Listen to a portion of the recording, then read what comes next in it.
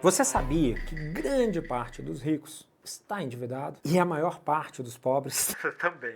Mas é uma diferença gigante entre os dois. E você quer saber qual? É isso que vamos explorar nesse vídeo. Se está aqui, tenho certeza de que quer saber como os ricos protegem e alavancam seus patrimônios, correto? Se é isso, você está no lugar certo. Eu vou te passar exatamente esse tipo de conteúdo. E para você não perder nenhuma estratégia jurídica essencial para o seu crescimento patrimonial e para a proteção do que você já construiu, se inscreva no canal agora mesmo. Esse é o programa Riqueza Protegida, que te ensina estratégias jurídicas essenciais para proteger o patrimônio que você já construiu ou está construindo. E no final desse vídeo vou te mostrar como que Robert Kiyosaki utiliza o dinheiro dos outros para multiplicar o seu patrimônio. E como você pode aplicar isso no seu dia a dia. Vamos falar do empréstimo. Empréstimo está relacionado com crédito. E o que é crédito? As pessoas dão crédito para o que você diz? Você tem crédito no mercado? O que isso quer dizer? Bem, troque a palavra crédito por confiança. E agora eu acho que você viu, né? Crédito é confiança. E onde está o nosso crédito? Onde está o crédito no nosso dia a dia? Em praticamente todos os lugares. Crédito é essencial para a atividade da economia, para a atividade econômica. Se você é empregado, você vive de crédito. Se você é comerciante, você vive de crédito. O condomínio onde você vive, a sua linha telefônica, o comércio em geral, a indústria, quase que integralmente vive de crédito. Franco, como assim? Qualquer tipo de operação em que o pagamento não se dá de forma imediata, gira em torno de crédito. Qualquer tipo de pagamento à vista, usando Pix, débito ou dinheiro, aí não se fala em crédito. Mas cá entre nós, alguém usa dinheiro hoje em dia? Você anda com dinheiro na carteira? Eu não conheço ninguém mais que anda com cartão, com dinheiro na carteira. É só... Hoje em dia já tem o Pix. Exatamente. Mas o que a gente tem aqui, então, é uma relação entre confiança e tempo. Então, quando abastece o carro e você paga no débito, ou quando corta um cabelo e paga o Pix, eu não sei se você sabe, mas se você pegar uns vídeos meus antigos, você vai ver que o meu caso aqui não foi nem corte de cabelo. Aqui eu coloquei quase um Voyage aqui na cabeça, dois, na verdade, um aqui. Depois você pega a foto antiga minha, que você vai ver como é que ficou diferente. Mas quando você corta o cabelo, esse corte de cabelo que você paga ali no Pix, você não está falando de crédito.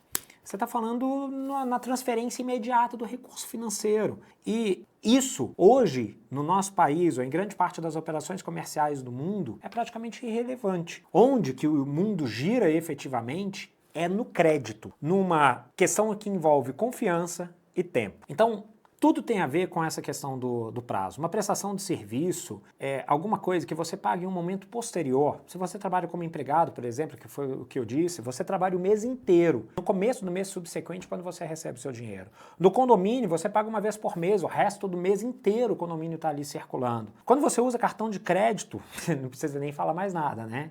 Veja a importância disso na economia. A maior parte das indústrias compra mercadoria com prazo maior para ela poder produzir, gerar, vender, receber o dinheiro e pagar. Isso é fluxo de caixa, mas isso depende de confiança para poder pagar a matéria-prima com o dinheiro que já vendeu. Isso só é possível, isso tudo só é possível por causa do crédito.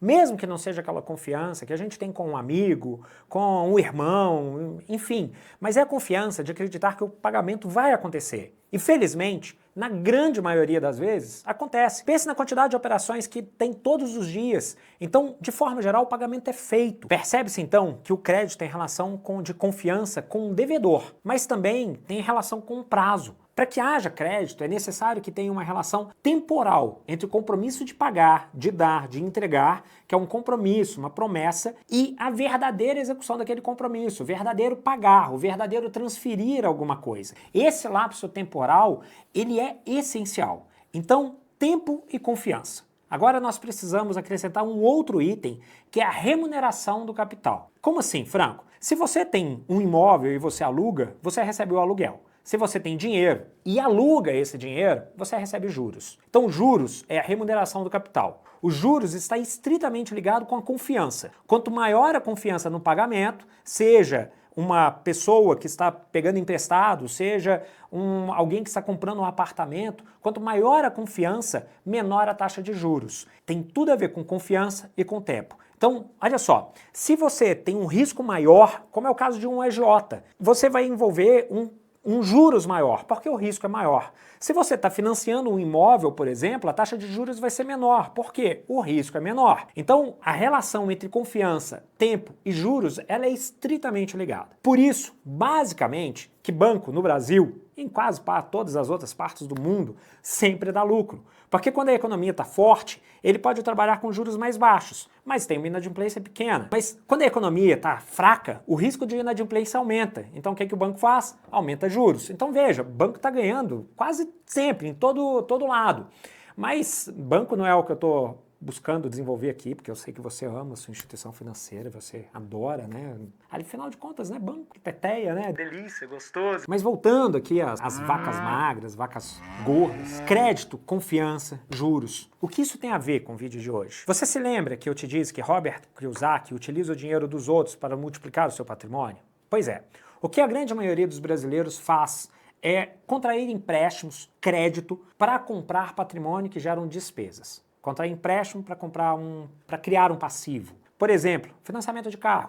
Você vai lá, financia um carro, ou financia um eletrodoméstico, ou financia um eletroportátil. E você fica pagando aquilo para gerar só mais despesa para você. E no Brasil, a gente sabe, as taxas de juros são elevadas. Então, para comprar todos esses itens, os juros são caros. E não se justificam assim na grande maioria das vezes. E é por isso que muitos brasileiros enfrentam o desafio do endividamento. O Brasil é um dos países que mais tem endividamento do mundo. Só que outras pessoas também têm um endividamento gigante, como por exemplo o próprio Robert Kiyosaki. E o que diferencia Robert Kiyosaki de uma família pobre, por exemplo? Que o empréstimo que o Robert faz e grande parte dos ricos faz é para poder gerar mais renda. Em 2022, 2023, eu fiz uma série de operações societárias em que a minha participação como advogado era facilitar a compra e venda de algumas empresas. E grande parte dessas empresas eram vendidas ou compradas, por assim dizer. Em alguns momentos eu era advogado do comprador e outros do vendedor. E quem estava comprando quase nunca tirava dinheiro do bolso. Ele conseguia um financiamento de BDMG, de BNDES, de instituições financeiras, e que o valor da parcela mensal era menor do que a rentabilidade do negócio. Então ele pagava com dinheiro dos outros. E a lógica é exatamente essa com Robert Kiyosaki. Imagine uma situação em que Robert precisa, ou eu estou falando o nome de Robert, mas pode ser qualquer um, tá? Pode ser você aí. Vamos imaginar que alguém esteja precisando de um dinheiro. Esse dinheiro que essa pessoa está precisando, ela vai buscar contrair empréstimo num banco. Só que às vezes não vai conseguir, porque não tem crédito. Então vai pegar pro Robert. E o Robert vira e fala, olha, legal, eu vou te emprestar esse dinheiro, eu vou te emprestar esse 100. E eu vou te cobrar os mesmos 6% de juros que o banco te cobraria. Só que o Robert, ele tem grana guardada no banco. Então ele vai virar pro banco e vai falar, banco, me empresta dinheiro, toma 100 de garantia aqui. Como é confiança, o risco do banco é quase zero. Então o banco empresta para o Robert numa taxa muito menor, vamos supor 2. Então Robert pega os mesmos 100 mil com 2% de juros